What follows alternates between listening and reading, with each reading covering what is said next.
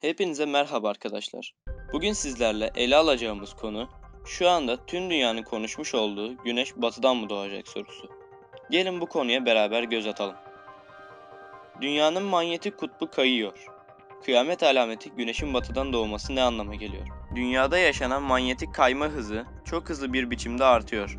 ABD'de bulunan Ulusal Jeomekansal Zeka Ajansı'nda çalışan bilim adamları önemli bilgiler paylaştı. Ajansla birlikte çalışan İngiliz bilim insanları da gezegenin manyetik alanını tanımlayan ve tüm modern navigasyon sistemlerinin çalışmasını sağlayan dünya manyetik modelini güncellemek zorunda kaldıklarını açıkladı. Bilim insanları bir yandan bu değişimin sebebini araştırıyor. BBC, Türkçe'de yer alan bilgilere göre Leeds Üniversitesi tarafından 2017'de yapılan bir araştırmada Kuzey Kutbu'nun hareketlerinin Kanada üzerinde yerkürenin kabuğunun altında meydana gelen likit demir jet akımıyla bağlantısı olabileceği belirtiliyor. Araştırmaya imza atan bilim insanlarından Philip Livermore, Sibirya üzerindeki manyetik alan gücünü korurken Kanada üzerindeki alanın zayıflıyor olabileceğini ve bunun da kutbu Rusya'ya doğru daha hızlı bir şekilde çekiştiriyor olabileceğini söyledi. Aslında yerkürenin manyetik alanı o kadar değişken ki dünyanın oluşumundan bu yana kuzey ve güney kutupları birçok defa yer değiştirdi.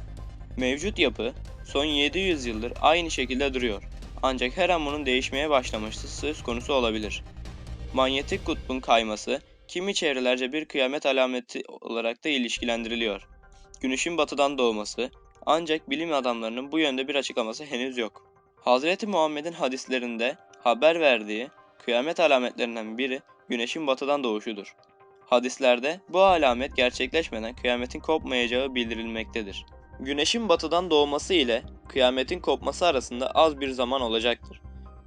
Hadis-i şerifte bu hususa da temas edilerek iki kişinin alışveriş yapmak üzere kumaşlarını ortaya dökeceği, ancak alışverişi bitirip kumaşlarını toplayamayacağı, bir başka adamın devesinin sütünü sağıp ama içemeyeceği, keza bir başkasının hayvanları sulamak için su yalağını hazırlayacağı fakat hayvanlarını sulayamayacağı, bir başkasının da ağzına doğru lokmayı götüreceği ancak yiyemeden kıyametin kopacağı bildirilmektedir. Ancak bütün bunların olup bitmesi birkaç saat içinde olacağı düşünülmemelidir. Bu da diğer hususlar gibi mecazidir ve zamanın kısalığını anlatmak içindir.